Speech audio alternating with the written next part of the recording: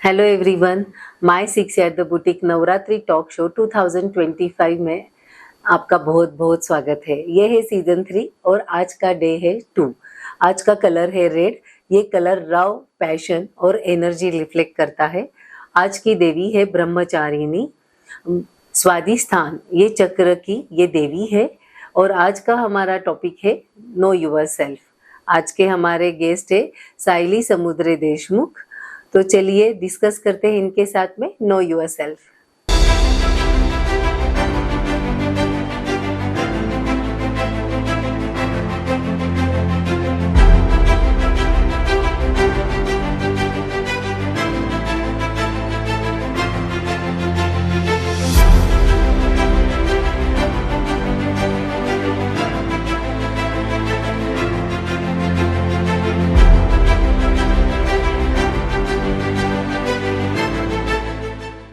Hello ma'am.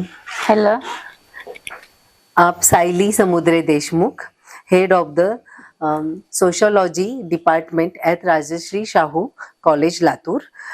अपने qualified NET exam in first attempt, presented research paper in national seminar और उसके साथ साथ में ही आप काफ़ी सारे सोशल ऑर्गेनाइजेशन के साथ में भी जुड़े हुए हो। तो दोस्तों, नो यूर सेल्फ आज का जो ये हमारा टॉपिक है मैम, हम ये टॉपिक के बारे में ही आपसे समझना चाहेंगे कि नो यूर सेल्फ मतलब क्या। नो यूर सेल्फ यानी कि अपने आप को जानना, खुद को पहचानना। मुझे जहां तक लगता है कि अपने आप को जानने का मतलब होता है अपने इमोशंस को पहचानना। हमारे अपने इमोशंस को हमें अच्छी तरीके से पहचानना चाहिए। और सिर्फ इमोशंस ही नहीं, हमारे जो ख्याल रहते हैं, हमारी जो सोच है, कई चीजों के बारे में, कई मुद्दों के बारे में हमारे अपने कुछ ओपिनियंस रहते हैं। तो हम इस तरह से क्यों सोचते हैं, हमारा उस टॉपिक के बारे में ये ओपिनियन है तो क्यों है, इसके पीछे क्या रीजन है, इन सब चीजों की सही सही समझ रखना और सही मायने में हमें क्लैरिटी रहना कि साफ साफ मुझे ऐसा क्यों लगता है, मैं ऐसा क्यों सोचती हूँ, या फिर मैं अपने जिंदगी से क्या चाहती हूँ, जिंदगी में क्या चाहती हूँ। इन सब चीजों की सही मायने में जो समझ होनी चाहिए ना, उस समझ को हमें नो योर सेल्फ कहना चाहिए। और वो समझ ही सही मायने में खुद को पहचानना होती है। खुद को पहचानने की क्षमता जो होती है, खुद को पहचानने की जो प्रोसेस होती है, जो प्रक्रिया होती है, उसी को हम नो योर सेल्फ कहते हैं। अच्छा अच्छा। तो मैम कि जैसे कि अभी खुद को पहचानने की एक प्रक्रिया है, तो उसमें एक मेरे मन में एक चीज आ रही है, जैसे कि बहुत सारे लोग जो है कि ऐसा भी होता है क्या कि उनमें बहुत सारी क्वालिटीज होती है, बट वो खुद के कंफर्ट जोन से बाहर निकल के वो चीजों को एक्सेस नहीं कर पाते हैं क्या, कैपेसिटी रहने के बाद भी? आप क्या बोलोगे? जी, ऐसे कई लोग हम हमारे जिंदगी में ऐसे कई लोगों से मिलते हैं, या कई लोग ऐसे हमारे सोसाइटी में रहते हैं कि वो उनका अपना एक कंफर्ट जोन होता है। और अपना कंफर्ट जोन होना तो एक काफी आम बात है, एक स्वाभाविक सी बात है। हमें जो अच्छा लगता है, जो काम हम अच्छे से कर सकते हैं, या फिर कोई चीज हमको अच्छी नहीं लगती है, इसकी हमें जो समझ होती है, और उसमें जो अच्छा लगता है, जो अच्छे से कर सकते हैं, हमें लगता है कि ये ही मुझे पसंद है और यही वो हमारा अपने आप में एक कंफर्ट जोन बन जाता है। पर लेकिन कई लोगों के साथ ऐसा होता है कि उनका जो कंफर्ट जोन है ना, उसके बाद भी उनमें कई कैपेसिटीज रहती है, कई स्किल्स रहते हैं। और एक बात मैं जरूर कहना चाहूंगी कि उन लोगों में एक क्षमता और भी होती है कि वो बहुत कुछ नया सीख सकते हैं, अच्छी बातें होती है, अच्छी स्किल रहती है, लेकिन वो कंफर्ट जोन तक ही अपने आप को सीमित रखते हैं। तो फिर ये कंफर्ट जोन में से निकलने के लिए उन्होंने क्या छोटी छोटी चीजें आप बता सकते हो? कंफर्ट जोन से अगर वो लोग बाहर निकलना चाहते हैं और एक सही मायने में, एक कंस्ट्रक्टिव वे में, एक अच्छे तरीके से अपने जिंदगी में आगे बढ़ना चाहते हैं, तो पहले उन्हें एक चीज छोटी सी करनी चाहिए कि उन्हें अपने आप पर यकीन रखना चाहिए। उनको अपने सेल्फ कॉन्फिडेंस पे थोड़ा सा ध्यान देना चाहिए, और इस बात पर उनको कॉन्फिडेंस होना चाहिए कि मैं और भी बहुत कुछ अच्छी चीजें हैं दुनिया में जो सीख सकती हूँ, और भी ऐसी कई अच्छी चीजें हैं जो मैं कर सकती हूँ। आज वो चीजें मैं नहीं कर रही हूँ, इसका मतलब ये नहीं है कि मैं कभी नहीं कर पाऊंगी। अगर वो चीज अच्छी है और अगर मैं सीख सकती हूँ तो जरूर सीखूंगी। ये नई सोच उन्हें अपनानी चाहिए, सेल्फ कॉन्फिडेंस को बढ़ाना चाहिए, नई अच्छी चीजों को अपनाने के लिए उन्हें एक खुले मन से सोचना चाहिए और उन्हें सीखने की क्षमता को बढ़ावा देना चाहिए। तो वो अपने कंफर्ट जोन को से बाहर निकलकर भी और अच्छी चीजें सीखकर अच्छा काम भी कर सकते हैं। ये बात उन लोगों को खुद से मेहनत करके सीखनी चाहिए। तो मैम जैसे कि आप बोल रहे थे कि सेल्फ कॉन्फिडेंस को बढ़ावा देना चाहिए, तो ये कंफर्ट जोन के साथ साथ में सेल्फ कॉन्फिडेंस जो हमारा होता है वो हमने पर्सनल या प्रोफेशनल लाइफ में उसको कैसे इम्प्लीमेंट करना चाहिए? हमारे जो पर्सनल लाइफ होती है या फिर हमारी प्रोफेशनल लाइफ होती है, ये दोनों जो हमारे जिंदगी के बहुत ही इम्पोर्टेंट एस्पेक्ट है, पर्सनल और प्रोफेशनल लाइफ, ये दोनों एस्पेक्ट जो होते हैं ना, उसमें हम लोग एक अनुभव लेते हैं कि जिंदगी हमेशा आगे बढ़ती है। चाहे वो हमारा परिवार हो, हमारी निजी जिंदगी हो, पर्सनल लाइफ हो या फिर हमारा प्रोफेशन हो, रोज हमें नई नई चीजें सीखनी पड़ती है। और अगर ये नई नई चीजों की हमें जरूरत भी तो पड़ती है, तो हमें सच्चे दिल से सीखना चाहिए और अच्छे मन से सीखना चाहिए कि है ये सब अगर मैं सीखूंगी या फिर अच्छी चीजें मैं करूंगी तो मेरे परिवार हो, मेरा पर्सनल लाइफ हो, मेरी फैमिली हो या मेरे प्रोफेशनल लाइफ में जिस भी फील्ड में मैं काम करती हूँ वहां के लोगों, इससे उनके लिए मैं कुछ अच्छा कर सकती हूँ। उनकी कोई मदद हो सकती है सही मायने में, अगर ये अच्छा काम मैं करूँ तो। ये सोच अगर हम रखें, अगर सबकी मदद करने के लिए किसी अच्छे इंटेंशन से हम कुछ करें, तो वो हमें पता होना चाहिए कि मेरा इंटेंशन अच्छा है, तो अपने आप में एक कॉन्फिडेंस डेवलप हो जाता है। अच्छाई की, सकारात्मकता की जो होती है ना, ये अपने आप में एक खूबी होती है कि वो सब कुछ आगे लेके जाती है। ये पर्सनल और प्रोफेशनल दोनों लाइफ में हमें कॉन्फिडेंस के साथ अप्लाई करना चाहिए। तो हमारा शायद अपने आप को समझना हो या फिर कंफर्ट जोन हो, ये चीजें सही मायने में अच्छी तरीके से कंस्ट्रक्टिव वे से आगे बढ़ती है और हम लोग दूसरों की मदद करने के लिए या फिर कभी अपनी मदद करने के लिए बहुत ही अच्छी तरीके से सक्षम हो जाते हैं। और ये एक प्रोसेस है जो कि कंटिन्यूअसली चलते रहनी चाहिए, क्योंकि जिंदगी आगे बढ़ने वाली चीज है। सो दोस्तों, कि जैसे कि सेल्फ कॉन्फिडेंस है, तुम विद गुड इंटेंशन और पूरे प्योरिटी के साथ में फिर घर में रहो या तुम्हारे वर्क साइट पे रहो, तुम अगर अच्छे इंटेंशन से काम करोगे तो ऑटोमेटिकली तुम्हारा सेल्फ कॉन्फिडेंस बिल्ट रहेगा। सो मैम, फिर और एक चीज मेरे मन में है कि जैसे हमारी जो नेक्स्ट जनरेशन है उसके अपब्रिंगिंग में उनमें नो यूर सेल्फ वाला अवेयरनेस क्रिएट करने के लिए हमने क्या करना चाहिए? जो हमारी नेक्स्ट जनरेशन होती है, जब हम उनके अपब्रिंगिंग के तरफ ध्यान देते हैं, हम लोग उन्हें अच्छी और पॉजिटिव चीजें सिखाते हैं, हम उनको हमारा एक अच्छा कल्चर उनको सिखाने की कोशिश करते हैं, तो जब हम उनकी जो बढ़ने की प्रोसेस होती है, ग्रो करते हैं बच्चे, नेक्स्ट जनरेशन जब ग्रो होती रहती है ना, तो हमें नो योर सेल्फ के बारे में भी उनसे कभी बात कर लेनी चाहिए। कि हमें इस बारे में पता होना चाहिए कि आने वाले हमारी जो नई जनरेशन है, हम उनको जो सिखाते हैं या वो किस तरीके से सीख रहे हैं, उनका पॉइंट ऑफ व्यू क्या है।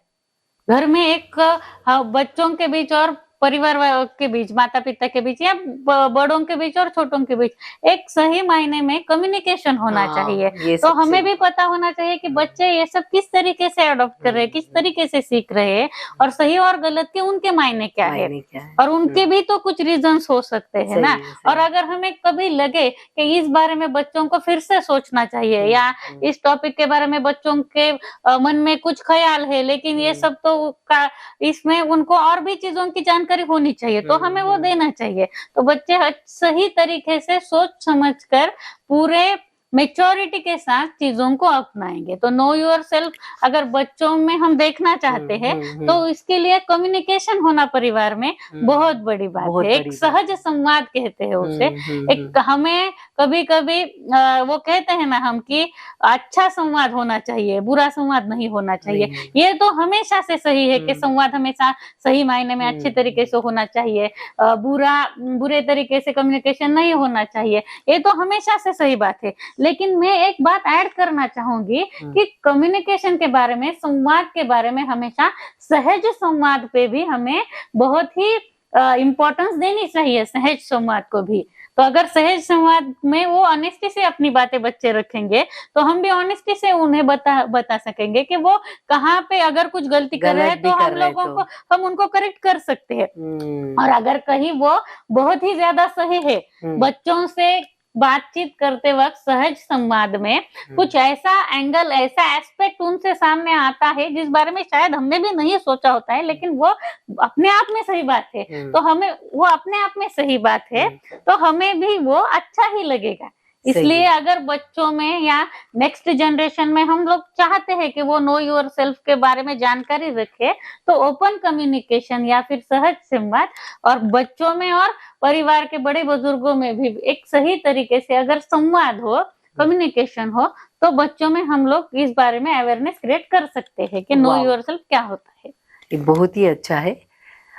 और उसके साथ साथ में मैम, जैसे कि ऐसा कुछ कभी कभी फील होता है कि फीमेल जो होती है वो अपने आप को हमेशा दूसरों के एंगल से ही देखती है या जज करती है, तो इसके लिए आप क्या कहोगे? जी, इस बारे में एक बात मैं जरूर कहना चाहूंगी कि कई महिलाओं में मैं ये बात मैंने भी देखी है कि लोगों के नजर में वो क्या है, लोग उनको कितनी अहमियत देते हैं, कौन उन्हें पसंद करता है, कौन उन्हें नहीं पसंद करता है, या सबकी ओपिनियंस उनके बारे में क्या है। ये बात महिलाओं के जिंदगी में, फीमेल्स के जिंदगी में बेहद अहम रहती है।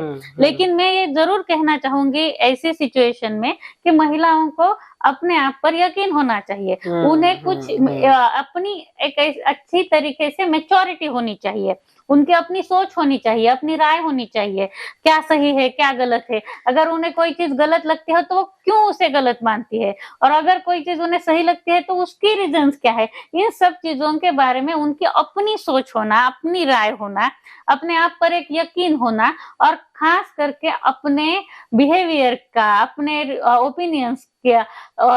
ओपिनियंस के प्रति उनको एक रिस्पॉन्सिबिलिटी लेना भी सीखना चाहिए। जब महिलाएं रिस्पॉन्सिबिलिटी अपने बिहेवियर की लेना सीखेंगी, अपने आप पर कुछ यकीन रखेंगी, एक कॉन्फिडेंट रहेगी, तो फिर जब अगर लोगों की ओपिनियन उनके बारे में अच्छी है तो अच्छी बात है, अगर नहीं भी है तो महिलाओं को उस चीजों के तरफ मैच्योरिटी से देखना आना चाहिए। तो जैसे कि आप महिलाओं के बारे में ही और एक सवाल मेरे मन में था कि जैसे कि कोई डिसीजन अगर कोई महिला ले रही है तो उसको अंडरस्टैंडिंग भी होना चाहिए और रिस्पॉन्सिबिलिटी भी उसकी लेनी चाहिए। कभी डिसीजन सही होते हैं, कभी गलत, तो इस चीज के लिए आप क्या बताओगे? देखिए, कोई भी डिसीजन जब लिया जाता है ना, तो जो वो डिसीजन जिस इंसान ने लिया हो तो वो जरूर चाहेगा कि ये डिसीजन सक्सेसफुल ही हो, या आने वाला कल जो होता है, आने वाली जिंदगी जो होती है, उसमें ये डिसीजन सही डिसीजन है ऐसा ही प्रूफ हो। यही कोई भी इंसान चाहेगा, महिलाओं के साथ भी ऐसा ही होता है। लेकिन अगर कोई महिला या फिर कोई भी इंसान, फीमेल्स के बारे में अगर हम लोग बात करें तो फीमेल्स अगर कोई फैसला वो लेना चाहती है तो उन्हें पूरी तरह से सोच विचार करके ही लेना चाहिए। उस फैसले के और भी जो डायमेंशन होते हैं, जो एस्पेक्ट होते हैं, उसके बारे में भी उन्हें सोचना चाहिए, और इस बारे में भी उन्हें काफी मैच्योर तरीके से देखना चाहिए कि अगर ये फैसला सही हुआ तो बहुत अच्छी बात है, पर अगर ये फैसला सही साबित नहीं भी हुआ तो मैं उसकी रिस्पॉन्सिबिलिटी उठाने के लिए तैयार हूँ, पर अगर जरूरी है तो मैं फैसला लेना चाहती हूँ। इस तरीके से डिसीजन मेकिंग प्रोसेस के तरफ महिलाओं को देखना चाहिए। अगर महिलाएं रिस्पॉन्सिबिलिटी उठाने के लिए डिसीजंस की तैयार है, अगर महिलाएं डिसीजंस की रिस्पॉन्सिबिलिटी उठाने के बाद उस पर सोचने के लिए भी तैयार है, या फिर डिसीजन लेने के पहले भी वो सोच चुकी होती है, अगर इन सब चीजों के तरफ हम लोग मैच्योरली देख सकते हैं, तो ये एक आम बात बन जाएगी उस महिला के लिए फिर डिसीजंस लेना। राइट है, रूटीन हो जाएगा, एक रूटीन हो जाएगा। वो सही बड़ा डिसीजन लेना, सही मायने में एक एम्पावरमेंट की तरफ बढ़ाया हुआ कदम हो सकता है वो। सही है, ग्रेट। उसके साथ साथ में और अगला सवाल महिला से रिलेटेड ही हमारा ऐसा है कि जैसे कि आत्मनिर्भरता हम लोग बोलते हैं, तो आत्मनिर्भरता ये जो चीज है, ये हम लोग क्या काम कर रहे हैं, हम लोग क्या अर्न कर रहे हैं, उसके अकॉर्डिंग होता है या इसके कुछ और डायमेंशंस है? आत्मनिर्भरता ये जो कंसेप्ट है, जहां तक मैं मानती हूँ, हम्म। आत्मनिर्भरता के बारे में ये सब चीजें तो जरूर इस बारे में हमें कंसिडर करना चाहिए कि हम क्या काम करते हैं, हम कितना अर्न करते हैं, ये सब चीजें तो होती ही है, लेकिन सिर्फ ये चीजें नहीं होती है कि अच्छा। आप क्या अर्न करते हो। इसके बाद में मुझे लगता है कि आत्मनिर्भरता हमारे इमोशंस के प्रति भी होती है कि हम इमोशनली कितने इंडिपेंडेंट है। अगर हमारे जिंदगी में कुछ प्रॉब्लम आती है, या कभी हम उदास होते हैं, कभी हम खुश नहीं होते, कभी हमारे साथ कुछ गलत होता है, उसकी वजह से हम लोग अपसेट हो जाते हैं, दुखी हो जाते हैं, तो क्या हम अपने आप को संभाल सकते हैं? हमारे हर जज्बात की जिम्मेदारी हम लोग उठा सकते हैं या नहीं? हम क्या सोचते हैं किसी चीज के बारे में, हमारे ओपिनियंस क्या है, उन ओपिनियंस के लिए हम रिस्पॉन्सिबल फील करते हैं या नहीं, या फिर अपनी जिंदगी में हम क्या चाहते हैं, उस बारे में जो हमारे अपने जिंदगी में जो एम्बिशंस रहते हैं, उसके प्रति हम लोग कितने अच्छे तरीके से, सही मायने में, बहुत ही कंस्ट्रक्टिव वे में कुछ एफर्ट्स लेते हैं क्या नहीं, ये सब चीजें भी आत्मनिर्भरता में इंक्लूड होनी चाहिए, ऐसा मेरा मानना है। सही है। सो मैम, कि जैसे कि मुझे लग रहा है कि कोई फैमिली में फाइनेंशियल क्राइसिस है, तब वो फीमेल क्या करती है, बच्चों के लिए जब कुछ वो छोटे डिसीजंस लेती है, या फिर और अलग अलग, जैसे कि कोई डिफरेंट ही सिचुएशन है बट डिसीजन उसको लेना है, तब वो चीजों को कैसे हैंडल करती है, यही सब आत्मनिर्भरता रिफ्लेक्ट करता है, राइट? जी, हम लोग अभी जो बात कर रहे हैं कि वो है नो योरसेल्फ। राइट। जब आप अपने आप को जानोगे, जब आप अपने आप को पहचानोगे, तो ही ये सब आप कर पाओगे।